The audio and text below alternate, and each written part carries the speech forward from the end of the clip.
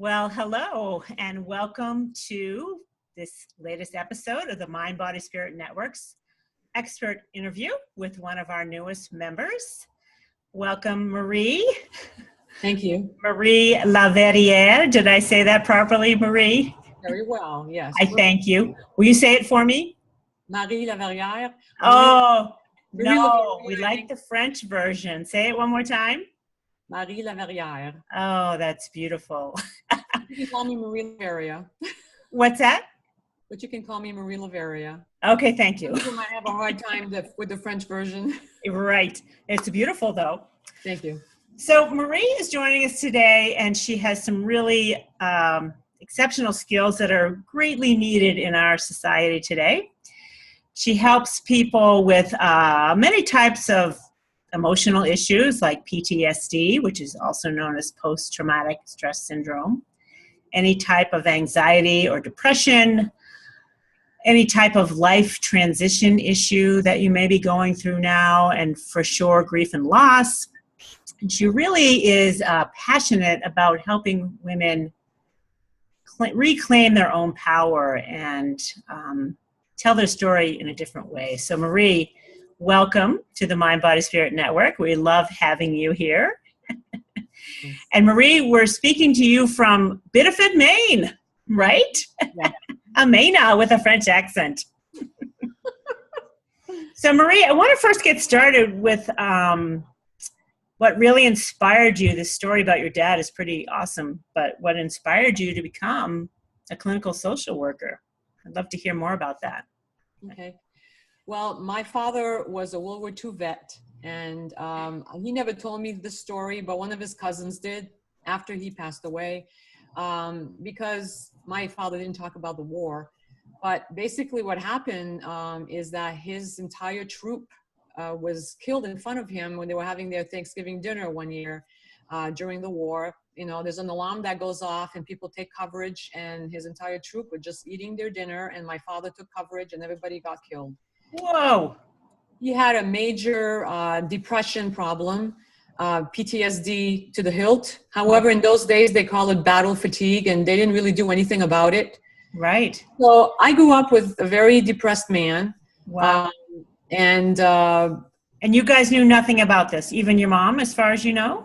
My mother didn't know anything really, except he was depressed. He was always worried and nervous and had a lot of anxiety. And, you know, post-traumatic stress disorder, when it's military level, it's extremely hard to handle. It really triggers people really quickly. It's the most, you know, I can't say the word powerful, but PTSD from someone who suffered it from the war is extremely heavy and hard to live with unless you get help, for sure. Right. Yes. And a lot of people won't get help for it. No. Even today, you know, mental health is still, there's a stigma with getting mental health help, especially for people in the service. Yeah.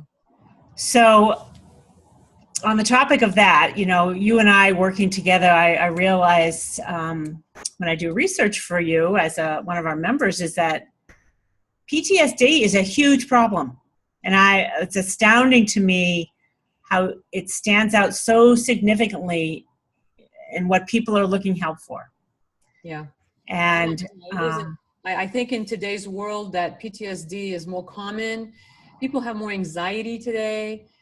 Things are harder, you know, to make economical ends meet.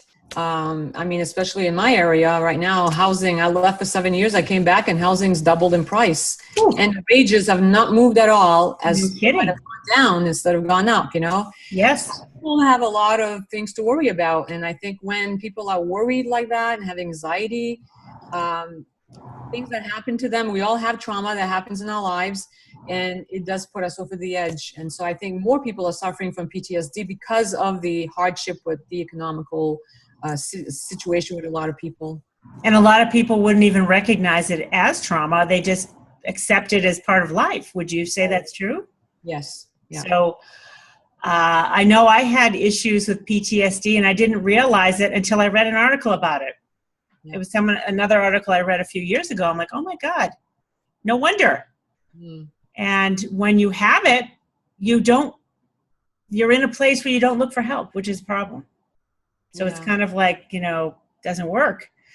Right. So other things that are really stand out for you is grief and loss is a big part of your practice as well. Mm-hmm. Some people have lost like their life partner, their husband or their wife, or even a child. I've had several people this year that had children die of overdoses of drugs, Oh, opioids. And, it's devastating to people to lose either their spouse or their child. yeah. Even though it's a 30-year-old son, it's still a child, and it's very hard. So that is definitely loss. But there's a lot of grief and loss that happens with people's lives. Like, we get old enough to retire and we quit our job, and then that's a loss. And people really don't understand how bad it's going to feel when they're not going to go to work anymore, even though they were looking forward to this for years. It's hard to change roles. Yeah. And I get to counsel some people with that transition, that grief and loss. Right. Sometimes people get fired or their children go to college. All these transitions are part of grief and loss in people's lives, for sure. And you help them kind of reframe what it means. It doesn't have to mean grief and loss. Right. Help them get through it and see it in a new light, I would assume. Yes. Yes.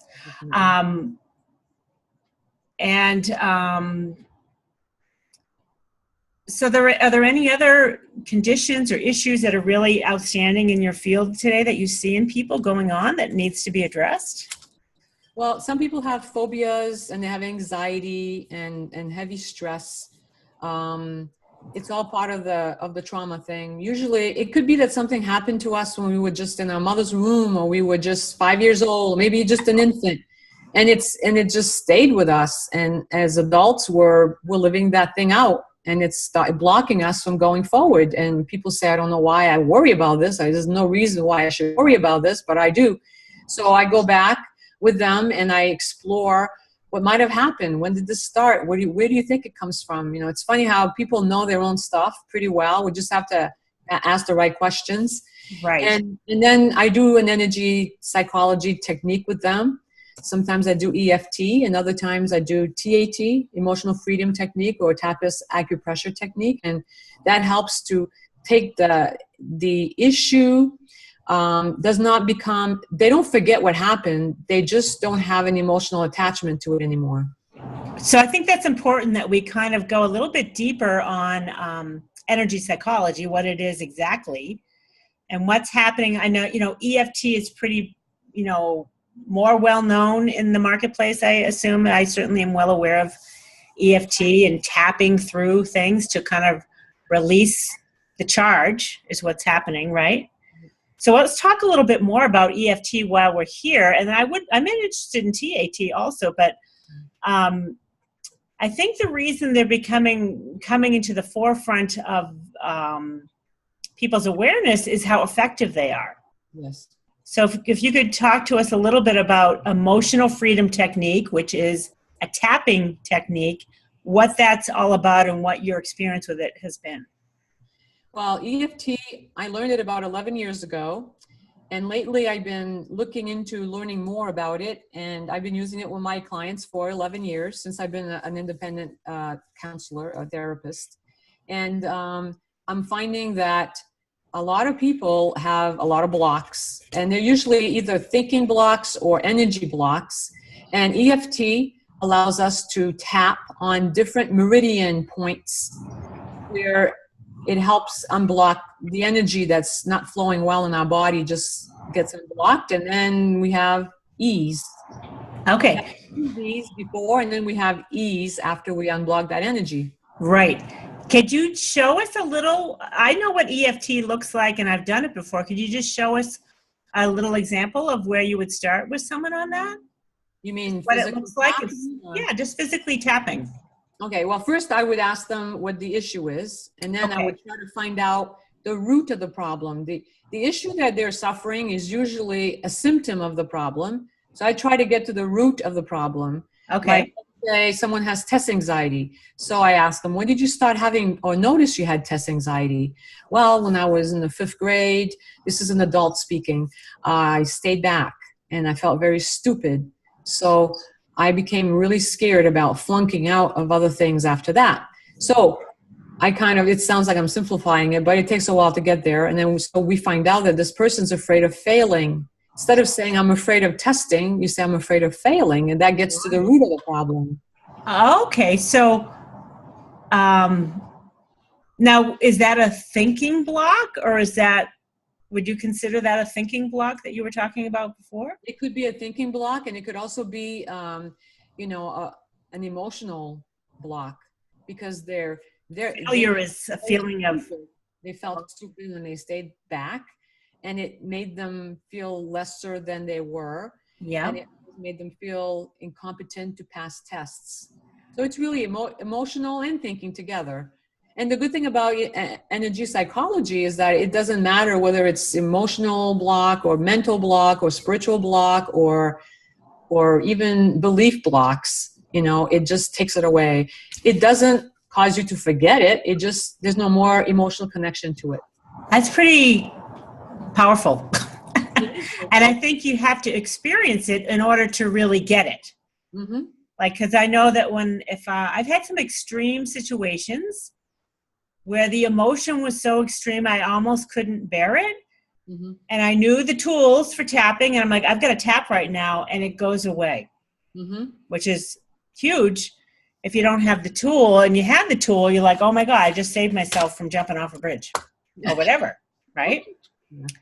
So when we think something is so extreme, it's just stuff that could readily be remedied and put on a scale that's more realistic or appropriate, because it's the past. Well, the emotion is no longer there, the negative emotion of being fearful. So the person taps on their halfway, you know, that's the first tapping that we do. And we say the statement 7 times.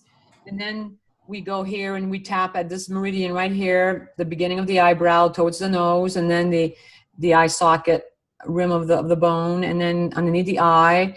We tap, like, we don't count 7 times, but we say the statement once. I'm afraid, even though I'm afraid of failing, I deeply and completely accept myself. That's what would be said with that particular issue.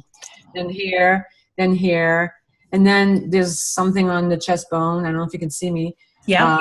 It's right, like about an inch down from the edge of the chest bone, a little bit off.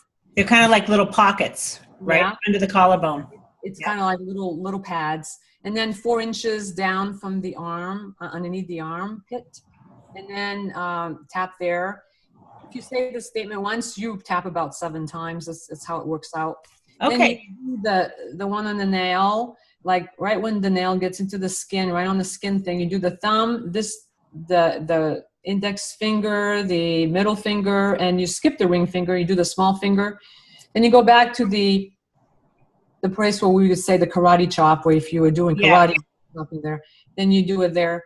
And that's a whole series of EFT. That's how it's done. Okay, so it's the same series every time. Every time. If someone has really, really deep trauma, then we add the 9 gamut points. And that's a little bit of it. That's more in detail. Okay. That's what I would do with someone that has intense trauma. Okay, so you would first get at the root of the problem. Mm-hmm. And I like how you kind of told us that he was afraid he didn't test well, but the fact of the matter is he didn't want to fail. Right. Felt stupid and all that. So it's good to have someone else kind of help identify that for you, right? That's the part where, you know, you can't, it's hard to do this by yourself because you don't ask the right questions. Cool. Awesome. And then you take them through the sequence. And for sure, this can be done remotely. Yes. As you know, we can just do the tapping. Yep. Right? And then here, mm-hmm. here, right? A whole bunch of series. Anyway, so I've done a fair amount of tapping myself to great success. So I want to encourage people, if you have long-standing issues that you can't get at, this kind of helps get that out of the way. Mm-hmm. Have you found it cases where it didn't get it out of the way, and that's where you go with deeper. Is that what you were talking about? Yeah. Well, before that we start, when I find out what their issue is, I ask them on a scale of 0 to 10, where are they on that scale? It's the SUD scale. It's a scientist that discovered this scale. You ask someone self-report where you are on the trauma, the uncomfortableness with this issue, or the fear of this issue. And then after we do a series, one going through, I ask them again on a scale of 0 to 10, you were 10 before. You feel like it's gone down at all? Did it stay the same? And I have never seen it at least go down 1 point. Yeah. They just feel a little bit better. And yeah. One client last week said, I feel like humming a song. That's how good I feel right now. I think it's all going. That's awesome. That's so, we did it, several times, but it suggested that, that there's about 6 to 10 sessions of doing that. Yeah. Sometimes it takes that long. Yeah. Cool. So it's nice that you don't necessarily have to dig deep, for years on end to figure it out. You just let's just get it out of the way once and for all, and then move forward. Yeah. So tell me about TAT. It's another energy psychology therapy. Yeah. Is that a tapping as well? No, TAT is Tappist acupressure technique. A woman in California, Tappist Fleming, created it. I was in her first class of training when she first did this. I'm trying to remember what year that was. I can't remember. Years go by so fast, it's hard to recall. I would say probably 10 years ago, 9 years ago, around there. And basically that one there is a pose. You put your fingers on the bridge of your nose, your ring finger and thumb, not touching your eyeball, but very close, very gentle hold, no pinching, middle finger between your eyebrows, and the other hand goes in the back of your head, in the middle of your head. And that's the pose. You go through the whole thing. There's nine steps to that one. Again, we recall the incident, and I'm the one who does the talking, and they can repeat it in their minds. Yeah. And that one there is, it's basically acknowledging the pain. I am upset right now. Like if someone gets really upset somewhere, they can go in the bathroom and say, I'm upset about this right now. It's really driving me crazy. I am really upset about this. I just want to scream, da, da, da, da, da, da. They just describe how they feel about this particular incident. It could be they just had a fight with their friend or whatever.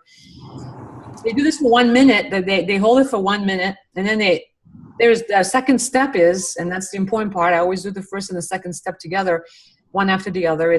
It happened, it's over, I'm okay, and I can relax now. All this happened, it's over, I'm okay, and I can relax now. So for a full minute, they do that and they say those words, and that really helps them take the edge off of it. And I worked in a high school, and this particular technique worked beautifully with those high school kids. Oh, yeah. There's a lot of histrionic or drama. A lot of drama in high school, yes. It is pretty bad. I mean, it's pretty sad. Yeah. Doing a tool like this with the kids was wonderful. That's awesome. Yeah. So I love that you have really a holistic blend of therapies that you use so that you're not just all about the mind and the emotions, it's the body and the spirit. And so why don't you tell us a little bit more about other modalities that you like to use? There's probably particular modalities you would use at different stages of therapy, correct? Not necessarily. Sometimes if EFT works really well for a person, I'll use that a lot. Yeah. If that person thinks this is really weird, I don't want to do that, then I'll try TAT. Yeah. And some people don't want to do either one of those two things. I have a client who says, I don't like those two things at all. So I said, okay. That's kind of funny. My mindfulness therapy, she's okay with that. So I do some guided imageries. I have a good collection of them. I create some myself. I try to customize them to the person's, interests. Yeah. Like going to your favorite place on this planet. I always ask them, what's your favorite place on this planet? And I kind of customize it to that. Basically, a guided imagery, you walk a person through a meditation. They close their eyes. You have them relax their body. You go through the different parts of their body. You ask them to relax their feet, relax their legs, relax their abdomen and their stomach and their shoulders. You go through the whole thing, and then you bring them on this little trip to their favorite place, or if I create one myself, you know, or I take one off from someone else, like a book. I've got a book of many of them. It could be anything, and it's very relaxing. It helps the person know how it feels to be relaxed. Because sometimes we forget how that feels because we're so go, go, go, go, go, because life is just crazy for most people. So it's a really nice technique or a system to help them. And then I actually, when they have one they really like, I tape it on the CD for them, and I give it to them so they can listen to it at night when they go to bed or whenever they're going to need it on their own. Yeah. So mindfulness is doing guided imagery, sometimes meditation, like the real, you know, not the real, but meditation in the authentic way of meditating. Mindfulness can be creating a visioning board of the person's desires for their life. It's kind of reflecting on something. Mindfulness is reflecting on things that we really want in our life. Yeah. Intentions, it could be affirmations. I put them all under the therapy of mindfulness. Nice. Is there any technique that really stands out that people are needing or there's great success with for you right now? You mean in my practice right now? Practice, yeah. Yeah, I think EFT and sometimes TAT are the ones that I use the most. Okay. I mean, there are some people that come to me and they have a lot of thinking errors, I call them. We go around life having belief systems sometimes we don't even know we have. Right. You know, like when I was brought up, you know, my grandmother and my mother, they had these huge clotheslines and the sheets went out. They were washed through my grandmother's machine. It was that old machine, and they put it through a wringer by hand, and then it's nothing like an automatic machine, but they didn't have that. And I'm not that old. No, I was going to say, you're not. They used to hang the sheets on the clothesline in the yard every Monday morning. So I grew up thinking, if you don't wash your sheets every week, you're just a filthy person. Well, This is the belief system. I don't have that anymore, by the way. Sometimes I tap that one away, right, Marie?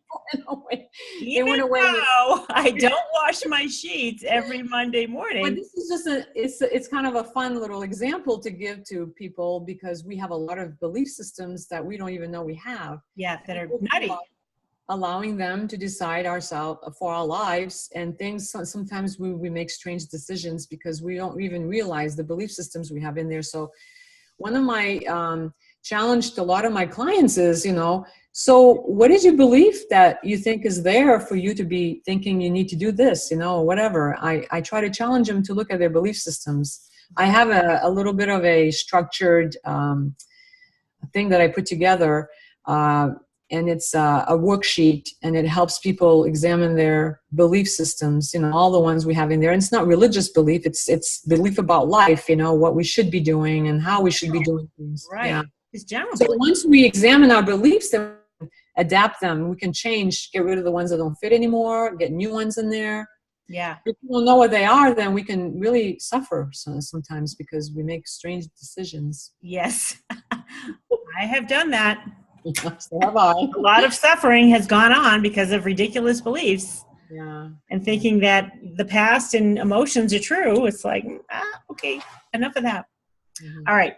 So I want to ask you, how do you see your work as a clinical social worker and a transformation coach and life transitions counselor? But we'll go into those two. I want to get back to that clinical social worker part, because I think there's a misperception as to what a social worker is versus a licensed clinical social worker.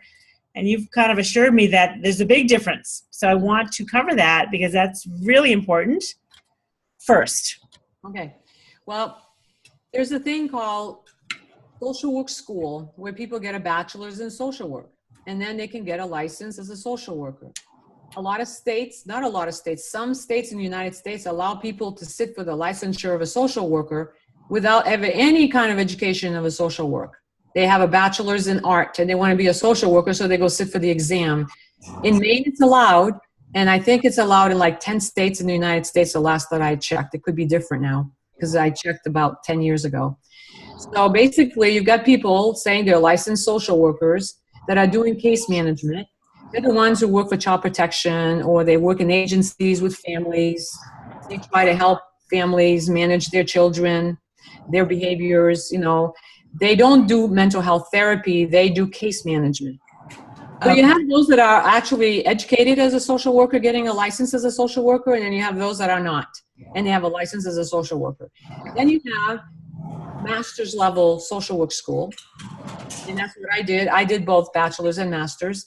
My master's level social work school, after I graduated, I got a conditional license as a clinical social worker. It's called conditional clinical. And then for 4 years, I did social work in a clinical capacity with supervision, weekly supervision from someone. So that at the end, I accumulated X amount of hours of supervision and X amount of hours of working in that field as a clinical therapy kind of social work. Then I could go sit for the third test as a social worker, the highest one, the clinical licensed clinical social work.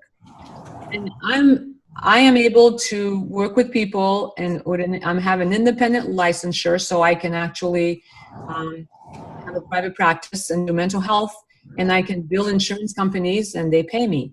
Okay. The only two licensures in the whole some states restricted to clinical psychologists, but most states allow licensed clinical social workers and licensed clinical psychologists to work with people with Medicare. Okay. So a licensed clinical social worker is a mental health specialist as well, not just what we all imagine social working is. No, it's not just case management. Okay. So that I think is important to know. So now you're getting, your interest is in that as a transformation coach and helping people through life transitions counseling and any type of change that they need to make in their lives. And that doesn't necessarily have to be at the same coincide. I mean, if you're ready to make a change, you're just ready to make a change. It doesn't have to coincide with any type of life transition like losing a job or a death of a loved one or anything like that. So why don't you tell us a little bit about how you see yourself as a transformation coach and life transitions kind of counselor? Sometimes people are not happy anymore. There is something missing in their life and they lost the joie de vivre, they just kind of go around feeling depressed, not clinically depressed, just not happy. Right. And they don't know what's wrong. So they come and see someone like me, and we kind of talk about when they were happy, what was going on, and what happened for them not to be happy, or do they know? And I kind of probe with questions again. And then we kind of talk about what would they look like their life to look like? What do you imagine your life looking like if you're happy? What do you think it would take? And so sometimes they don't know. And I say, well, when you were a little kid, what did you want to do when you grew up? And they get all excited and they start thinking about it when they were a little kid. And they say, I always wanted to, my sister was one of them. She said, I always wanted to do massage therapy. And I says, well, there's the phone, call the school and enlist in the massage therapy school. She goes, just like that? I go, yeah, just like that. They have financial aid. You'll be fine. You can work around the schooling and do, so stuff like this, Yes. It doesn't have to be that dramatic where they go back to school, but sometimes it's just, and I call it a thinking adjustment. Start thinking that it's okay. Yes, we're supposed to be happy in this life. Some people were brought up thinking they're supposed to suffer. If they're happy, they're doing something. They must be sinning. Just kidding. It's true. It's kind of nutty, but true. And then even if you change your mind about it, you still have this unconscious belief running around from your childhood that you dig up, hopefully. Sometimes, yes. But the thing is that, it's okay to think outside the box to be happy. And so we explore different things.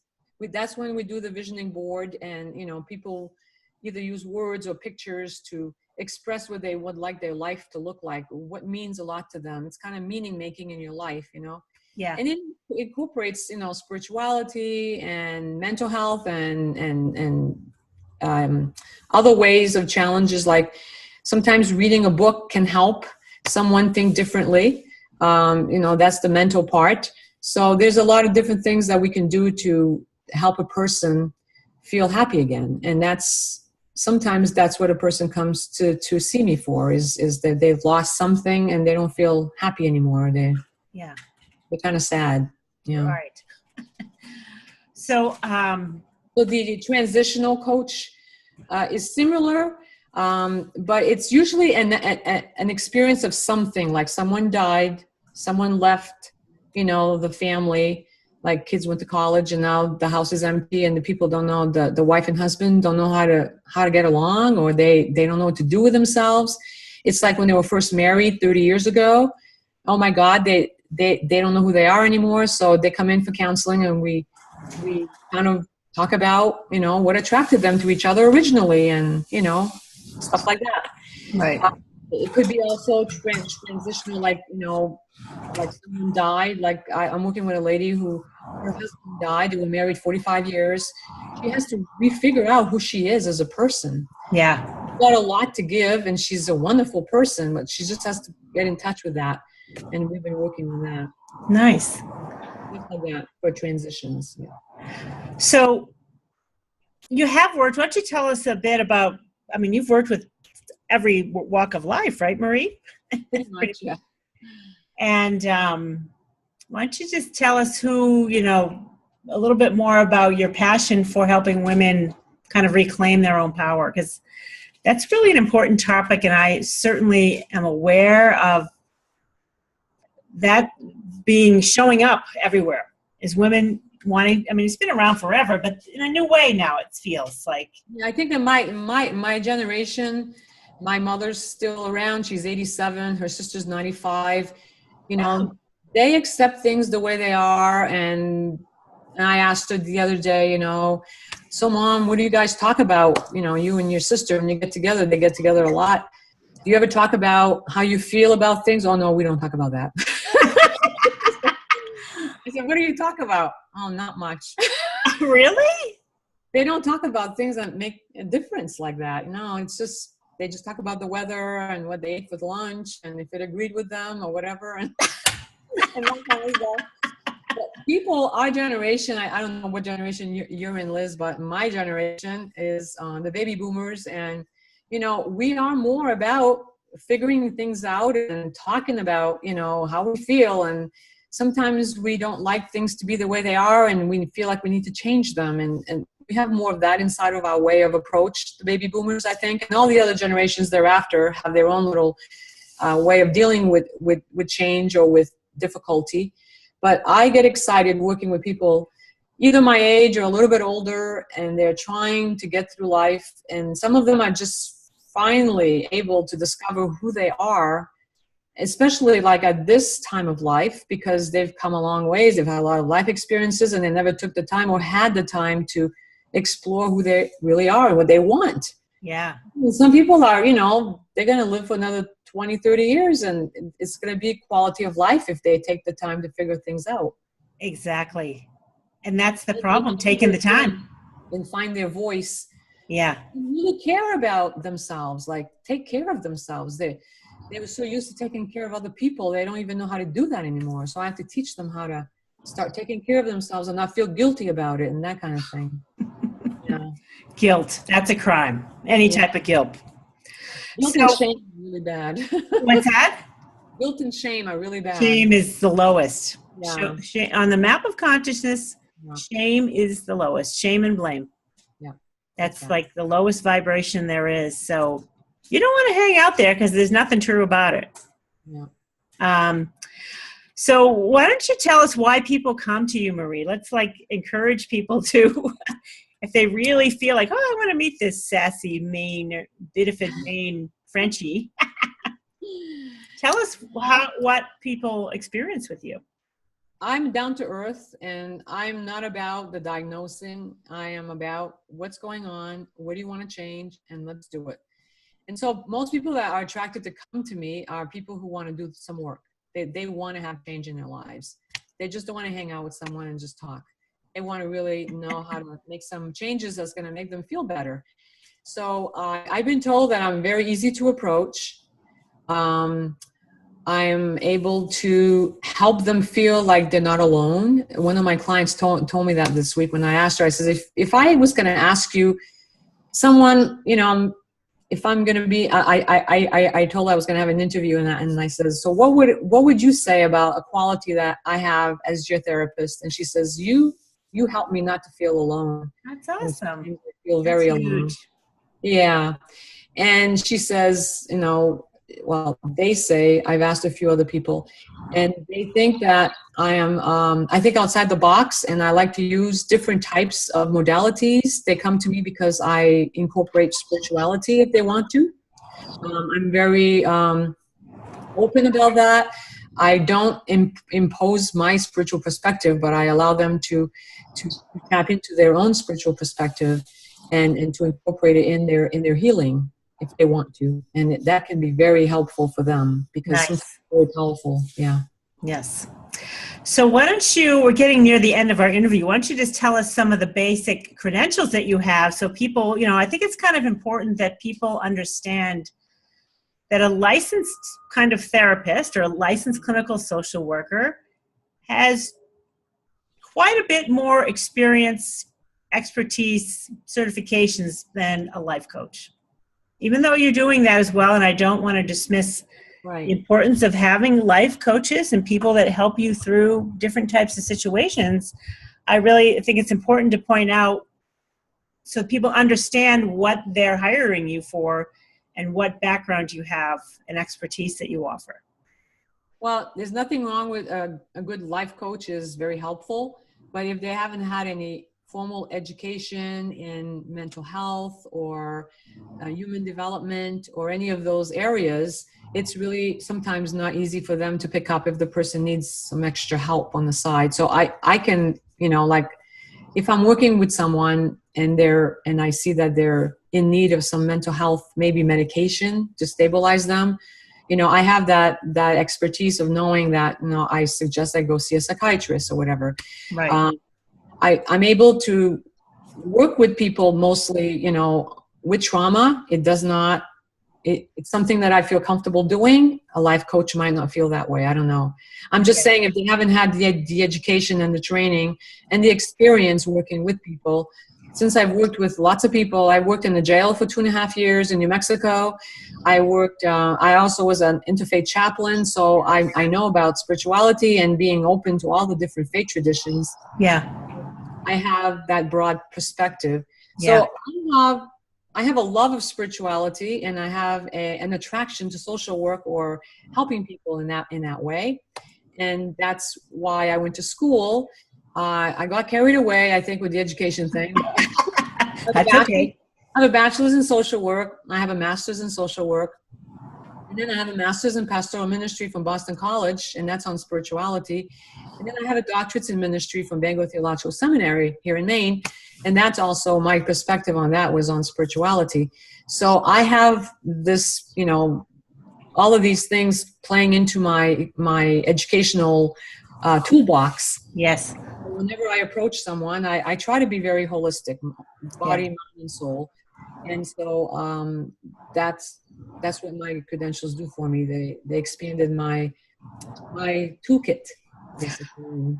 I love that, Marie. I want you to tell us about your stint as a member of the House of Representatives of Maine. I think this is really important part of your experience and what you learned there and how you wanted to help with the mental health kind of for people or in general. So why don't you tell us about that? Because I think that's really important to people here that you did this. I had a teacher in my master's program that said, if you're not part of the solution, you're part of the problem. So one day I found out that the house seat that I lived in was going to be open because the guy was quitting. So I decided to run, and I'm part of a big family here in Southern Maine, and I knew a lot of people. I was living here for like 45 years when I ran. So I had been here my entire life, so everybody knew me. So I ran, I won, and I served for 3 years in the House of Representatives as a House representative member. And I also served on the Health and Human Service Joint Legislative Committee, which oversees the Department of Health and Human Services and all the mental health services that are available in the state of Maine. So I got to see everything that was going on. from the perspective of a legislator, but I also had the perspective of a social worker because, and I always tell people, what I learned as a legislator, you can't learn in the book. It was hands-on. I saw a lot of stuff that I did not know existed. And when I came out of the legislature and I worked in an agency, it was actually in a school, and I called for a kid that was homeless for a homeless school, for a homeless child program that was supposed to help them. And they had a message saying, "We're unable to answer the phone right now. Please leave your name and number." I'm like, that kid's homeless. How can I leave a number? Yeah. So it was very interesting because I knew who to call, and I told them I was there in the legislature when you bragged about this program. And when a kid calls, they get a message, and they're homeless. They don't have a phone. So, those things were kind of interesting. It's kind of like the joke about having been a legislator and then coming out in the world and then trying to, use those services that are not as easy to get to as they say they are when you're in the legislature. So that gave me a wonderful perspective on real life and what's needed. And I did pass a lot of bills that were to help, not Band-Aid approach, but to try to help the systems. Right. Not those huge cracks where people fall through. Yeah. That's a pretty powerful perspective to have had there, Marie. And I think, with all the experience that you've had, as I get older, I have nieces and nephews, and, when you're young, you think you know everything, right? And I'm like, I know what that feels like because I was young. And now as I continue to get older, I'm like, geez, I know a whole lot more than these kids, and the kids are going to know eventually as they grow older, but it's fun to think you know everything. But there's a world of wisdom and experience to garner from, I've always loved my grandparents.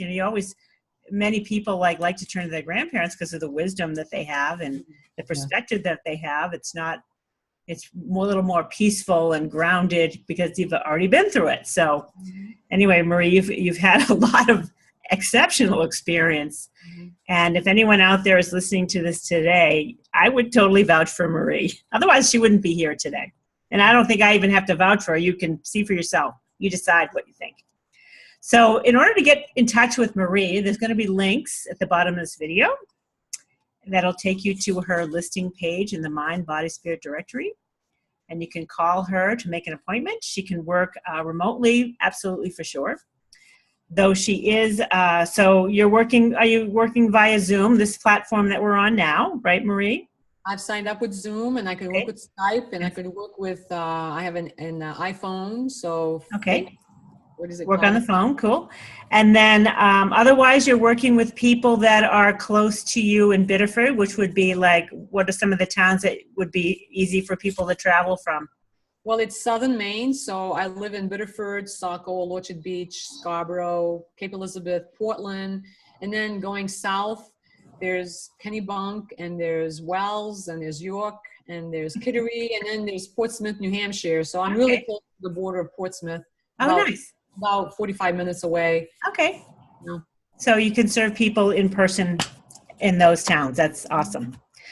All right. Well, thank you for joining us today at the Mind, Body, Spirit Network. We call this our High Vibe Tribe. Anyone who's part of this is part of the High Vibe Tribe. And we encourage you to get in touch with Marie if you are so drawn to her and her message. And thank you all for joining us today.